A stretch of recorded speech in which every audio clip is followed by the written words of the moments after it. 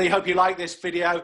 Just subscribe, like, and click the bell to be notified of more content just like this.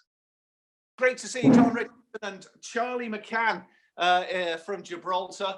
And well, I mean, we've got to start. I was going to look at the games ahead. We will look at the games ahead the weekend, but we've got to start with arguably the greatest game of football I've ever seen, which was Newcastle against Everton last weekend. After 15 minutes, my attention was drawn to a rerun of Emmerdale on the other side. Rico, I suppose the one thing you got is your bragging rights this weekend. It was serious, wasn't it? I've got to hold my hands up. If Everton had a proper side out, they would have walked it. Newcastle only won because Everton were missing some of their key players. It was shocking.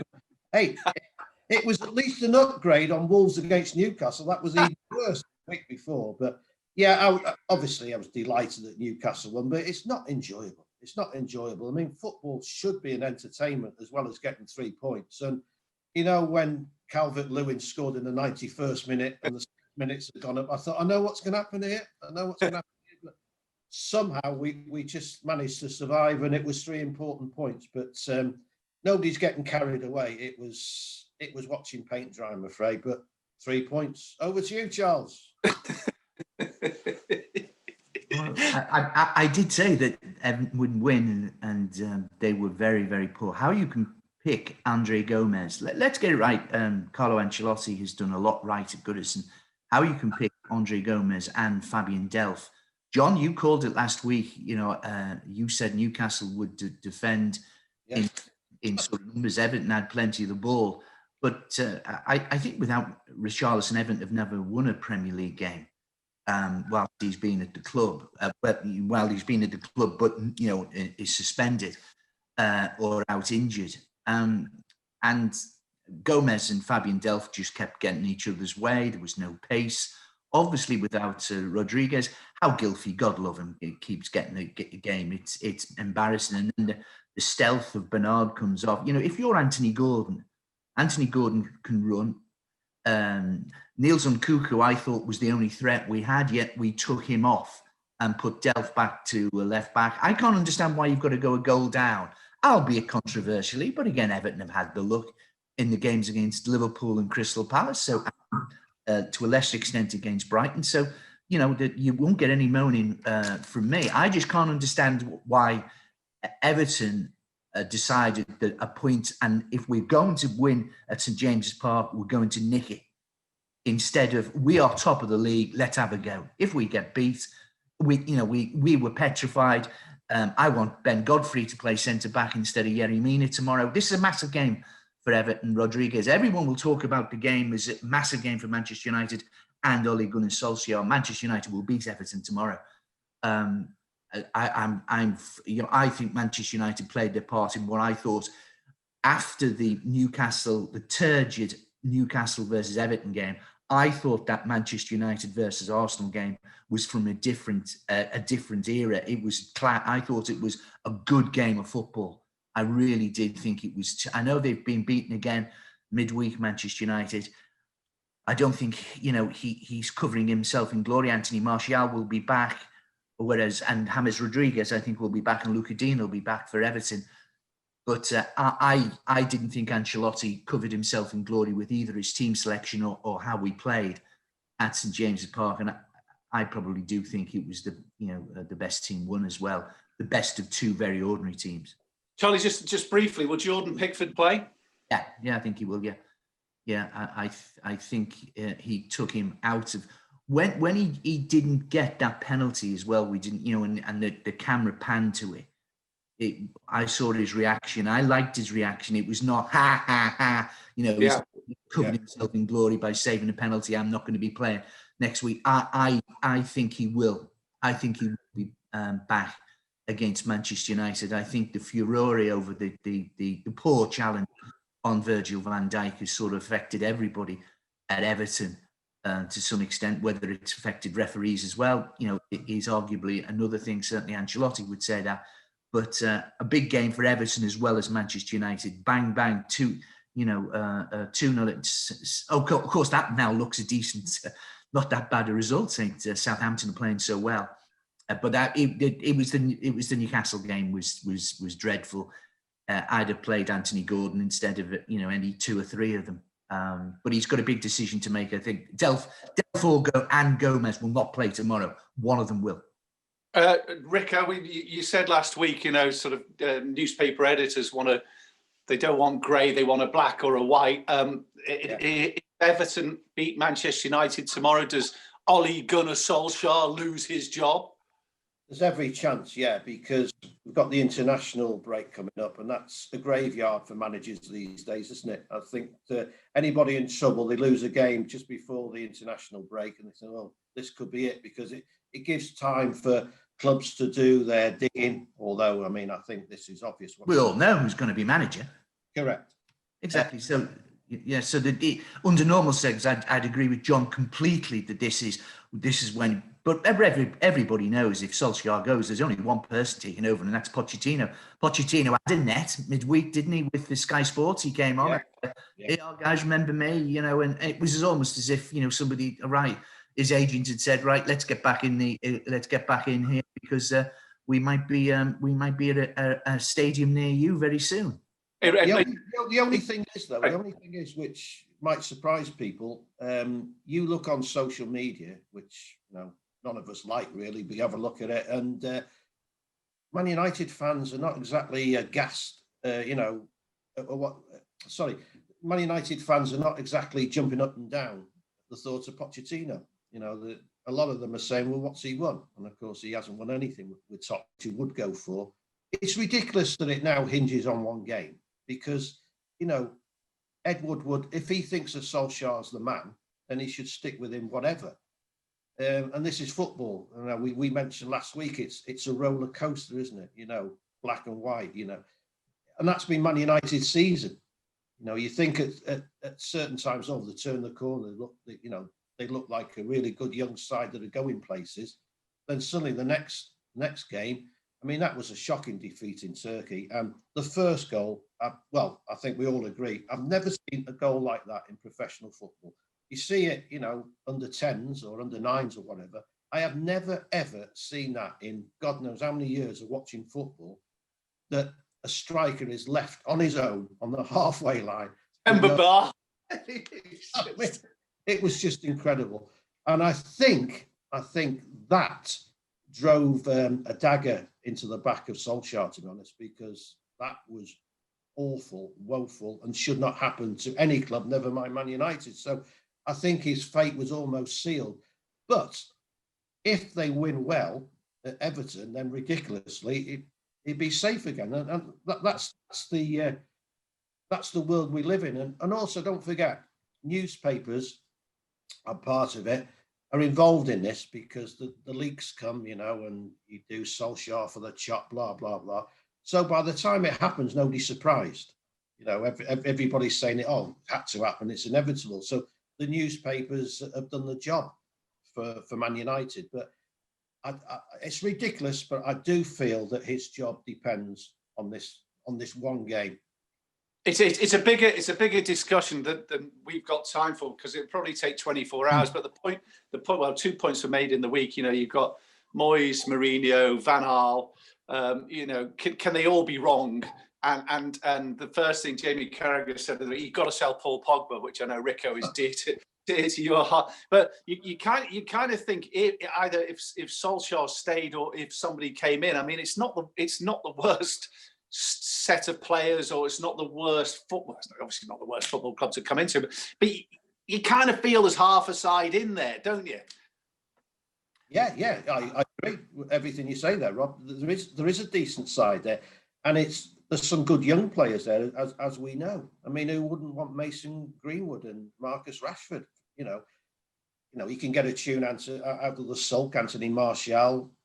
I've been on this program many times. Get rid of Pogba. They're not going to win anything. I know Pogba is a World Cup winner and all this business, but he just, to say he stinks the place out is wrong, but he is a bad smell at times. You can see it. I do think his attitude is better this season, but if the likes of Real Madrid and Juventus are after him, we'll sell and get get somebody else. And you know what's happened with the lad from Ajax, the beat. You know what's happening with him. You know, I know he played in midweek, but he's getting fed up. So you've got to sort that midfield out. In usual circumstances, Charlie, Manchester City, Liverpool, you'd say is the biggest game. Everton, Manchester United, incredible game. I'm not saying it's attack against defence, City and Liverpool, but I don't know whether Matip will be back. I just think, even though Reece Williams and Nat Phillips have done well, I do think Manchester City must be licking their lips at the prospect of that Liverpool defence. Yeah. But similarly, if I were Manchester City central defender, I wouldn't be looking forward to, the wonderful, wonderful play of Sadio Mane, Mohamed Salah, and big question mark: who starts? Who starts? Who do you think starts? I think Roberto Firmino will start. Really? Honestly, that's amazing. I do, yeah. I think Firmino would start. I don't think he should. I think Diego Jota should start, especially, I know it sounds crackers, away from home. I was that fluidity, and I remember speaking to somebody midweek and thinking, "Whoa, you don't want to put Liverpool down in your accas for this week, for the Champions League. Blimey, this Atalanta, they'll score goals, and against that Liverpool, and yes, they should have done as well. But wow!" And if you're Pep Guardiola looking at that game and the pace and the power of Liverpool on the break, you can't afford that. And I wonder if it's an advantage to Liverpool as well that the game is at the Etihad as well, and City by definition will have probably the majority of the ball as well. But is there any news? I've not read this about Thiago Alcantara. Is he back? Is there? No, I've been trying all morning. I've been having a look. I don't know. Is my answer that? I don't think so. I don't think so. No, because that means what? Henderson, Wijnaldum, and we know it's not Firmino, it's not Thiago Alcantara. That is then would it be Curtis Jones? Naby Keita is back. He's too attacking. You would imagine it'll be 0-0 now, but you can't see that any way that it's not goals in that game, and it will be wonderful to watch. But if again it's far too close to call with any confidence, but I don't think Liverpool will lose. Rico, I mean, it's an obvious one, but has Diogo Jota surprised you? No, as you know, I was waxing lyrical about him last week. I think he's a superb player, and I think he will start. Actually, I think it's good to give Firmino a bit of a breather. Everybody knows that Firmino, all right, doesn't score goals, but he's a superb player, and he helps the other two score goals. So nobody's knocking him. I just think Jota was on fire, so you should play him, and I think he will start. I can't see anything but an easy Liverpool victory, to be honest. No, I had a close look at Man City, obviously, because I covered them last week at Sheffield United. Although they were superior, there's something not clicking. The play is neat. Raheem Sterling's playing well, but I don't know. They're not the well-oiled sky blue machine of the last couple of years. Whereas at Liverpool, I think are deadly, as we saw in midweek on the break. They're one of the best teams I think I've seen in years. They can score goals just for fun. And I think that Liverpool will steamroll the Manchester City. I think City are just missing a trick at the moment, and Liverpool are banging form as far as goals are concerned. Whereas I think City, to say struggling is overemphasising it, but they're not clicking like, their standards are so high, aren't they? I don't think they're hitting those high standards at the moment. What was your? I know you were there to watch the game, Sheffield United, Man City. What's your view of Ferran Torres? I mean, he's nominally a winger, but he's sort of been forced to play up front. But every time I've seen him, I must admit, I've been very impressed. He's doing a job because, they've had false number 9s before. I still can't understand. I think we all agree why Manchester City have not gone out and bought a top striker. I think they're still weak there. Aguero's now injury prone. Jesus is okay, but he's not top notch for me. Ferran Torres has done a good job there. You can tell he's a wide man playing through the middle, but he's doing a job. He's scored a few goals, and he does balance the attack. You know, you've got Sterling now predominantly going down the left, and you got Torres through the middle, and you had Mahrez on the right when I saw him last week. And Mahrez flits in and out. I don't know whether he's good enough right at the top level. I just think City are a little bit below par, you know, compared to the City sides of the last few seasons. Charlie, Liverpool have won 5 out of 5 since Virgil van Dijk's been injured. I just wonder, I just want to talk about goalkeepers in general. Okay, they were good against Atalanta, but I don't think you can overestimate or overstate the importance of somebody like Alisson, you know, a top quality goalkeeper to Liverpool, especially with a defence in, you know, not disarray, but was certainly disrupted, should we say? Oh, he's a sensational goalkeeper, and sorely missed. And you just have to look back. We're waxing lyrical about Liverpool, of course, not that long ago. Of course, when they went to Villa Park, including a certain Virgil van Dijk, and conceded 7. Now, what's the lowest common denominator is because, you know, Alisson wasn't playing. You know, it's as simple as that.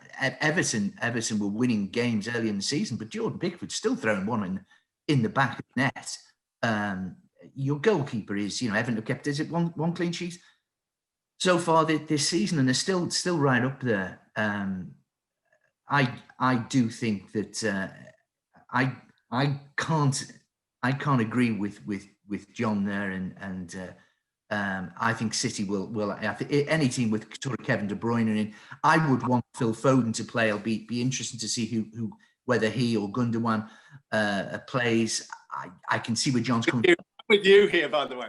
I mean, City steamrolled. I was looking at the stats. City have steamrolled sides in the first half, but have got virtually the worst record in the. I mean, you're the stats man. The worst record in the Premier League second half, which I don't know what that says, but you do get the impression if City got on a roll against Atalanta. To me, I'm thinking, oh, that Liverpool defence. You know, I'm not absolutely convinced. I think City must be banging with this. I don't know what the odds are saying about the game. City are obviously favourites for the game. Again, home course advantage. Whether that means anything, you know, these days, you know, I don't know. But Liverpool are the champions. I do think it'll be goals. I think if I was being honest, it'd be 2-1 Liverpool for me. That would be my prediction. But I just, and you know, I insist that Liverpool are the best team. You know, on the you know, with Kevin De Bruyne, with Raheem Sterling. You know, it's a big decision as well whether he plays Torrens or Gabriel Jesus as well. Does, you know, he looked sharp when he came on. Okay, he only came on. He didn't come on, but that was a hell of a goal he scored. And I think it's a big decision that Pep Guardiola's got to go with there as well. I presume that the new centre-back from Benfica and Laporte will play centre-halves when Stones and Nathan Ake played. And it's interesting as well that when we said that Nathan Ake and people were saying, oh, that's you know, the dream team. And I said, hang on a minute, you've got American Laporte. You need a right central defender. It's as if now Nathan Ake is in the reserve team. I wasn't particularly, you know, impressed with that signing as well. Whether, you know, this is a massive test for that central defensive partnership. Is Laporte as good as he was 12 months ago before his serious injury, or maybe even longer, 18 months ago? But it's a fascinating game, and this is the game of the weekend. Let's get it right. This is the game of the season with respect to what happens at Goodison. The Goodison one might be the headlines, certainly for the Sundays. But I think on Monday morning, when we're looking back and look, as we'll all, John and I will be looking forward so much to the international break in you know, the big one, the friendly against the Republic of. Honestly, I can't wait. I've got a calendar. I'm just not, you know, honestly, X and things like that. My wife, poor Hillary's thinking, no, honestly, you haven't got to wait that long. The wonderful, what a waste of time. Gee whiz. Just extraordinary. I don't honestly. Well, you know my feelings. I was laughing when I actually was. I had to get the calendar out myself to go.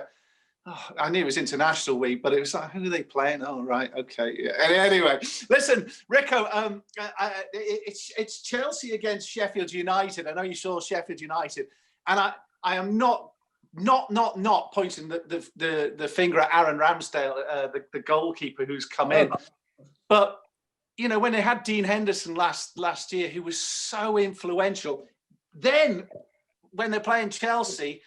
5 clean sheets, Chelsea, in the last 5 games, I think it is. I've got the and Mendy's coming. I mean, goalkeeper, but Mendy to me has engendered confidence in. He's made crucial saves at crucial times. Not flashy, comes out, gets the ball. Whereas Ramsdale, who's a really talented young keeper, is having to live up to Dean Henderson. He is, but again, having seen him last week, he kept Sheffield United in it. He played really well. He played really well. Very good saves. The problem with Sheffield United is at the other end, they can't score goals. You know, you got Ollie McBurney, by the way, who gave Diaz a right housing. You know, Ruben Diaz at City doesn't like the physical stuff, by the way. Not that he get it against Liverpool. I wasn't too impressed with that. I thought he not exactly hid, but he didn't like it early on, where McBurney was going at him. Ryan Brewster. 23 million for Ryan Brewster. I can't see that, to be honest. But don't we go back to this? I had the whole last weekend was Ryan Brewster. We talk about Ryan Brewster. The guy's a goal scorer. The records are. But is he? If you go back to Ian Rush's point that I made a couple of weeks ago, it doesn't matter who you are. If you're not getting quality service, you're not going to score. If Ryan Brewster was playing in Liverpool's side, we'd be going, okay, he might not have done as well as Jota had done, but he would have scored goals because he's getting chances. Isn't that a large part to play? Yeah. No, I'll go with that. He wasn't getting any service, but he just looked a little boy lost, to be honest. You know, okay, you give him time, don't you? Don't forget the Ian Rushes of this world were stuck in the reserves, weren't they, for 12 months before, you know, they made their way. So it is expecting a lot. But back to your point, I think Sheffield United's problems, Rob, are at the front. I think at the back that they're fine. You know, I like Ramsdale. But yeah, I mean, you look at Chelsea and it's turned around there. The defence now is looking more solid because they've got a decent goalkeeper. I mean, Kepa would give you the willies, wouldn't he? I mean, playing in front of him, and that's shown. I think the problem is, and we've spoken about this before, Chelsea have got an embarrassment of riches, and it's getting that right side. But I think Frank's doing a decent job, and I think Chelsea are becoming a power, you know, somebody to think about as a title challenger. Charlie, Chelsea have had more different goal scorers than anyone else in the Premier League. Werner's on fire now. He's got the penalties as well. He'll score 220 goals this season. It goes from week to week, but Frank looks like he's sorting it out. Oh, he is, isn't he? Yeah. And I thought the most pertinent stat you said is Chelsea 5 clean sheets. Chelsea don't 5 clean sheets. Oh, they have. I don't think in the Premier League in that time they've played any of the so-called sort of. Sorry, that's not fair. They played at Manchester United, and arguably, of course, that penalty that they had, whoever would have taken it, would appear now that it would have been Timo Werner, but they should have got a penalty there, so that you could arguably rate that 2 points higher. But yeah, that's the interest. We all thought that with all these guys coming in, but did I think at the start of the season we'd be talking about a Chelsea side that had Kurt Zouma in the side? I didn't. You know, I thought it would be Thiago Silva with Rudiger. Rudiger, I'd have thought. Rudiger wants to go to Europeans next year with Germany. And I didn't think he did that badly towards the end of the season. He's an accident waiting to happen. He's a yellow card or a red card waiting to happen. But I didn't think I wasn't one of these Evertonians who wanted Kurt Zouma when Zouma was on loan, thinking he was, an outstanding Premier League player. But 5 clean sheets, and it can't all be down to Ben Chilwell. I did they played that. You know, I'm a Aspilicueta fan of him playing centrally and incorporating Reece James as well at right back. He's outstanding, Reece James. They've got that up their sleeve as well, the ability to do that. Oh no, but for that amount of money, they should be. They should be involved in the title race, especially when you're thinking that this is a fragile sort of Manchester City side. This is not the Manchester City of 2 seasons ago. And it's a Liverpool side that have conceded 7 in a game, haven't got Virgil van Dijk. And, you know, we're all agreeing that, you know, even when they're winning, you know, they're winning 2-1 against West Ham, 2-1 against Sheffield United, and getting sort of a pen, and getting, you know, this is, you know, not the Liverpool of last season, who would be, to use an expression you both, I think, have used this earlier today, steamroller. They'd be steamrolling those teams. They're not at the moment. Rico, 200 goals in 300 games. Harry Kane, we seem to tip our hat to him every week. Spurs away to West Bromwich Albion. I'm not saying it did. Well, you'd fancy them for 3 points, wouldn't you? They absolutely. They've just got so many players. They have, and we've talked about it before. Jarper. I'm sneaking feeling they could win the league. Come on, you heard it here, Harry Redknapp. I've told you. I mean, we sort of smiled when he said, but no, you can see it, because going forward, yeah, tremendous. You know, they're great to watch.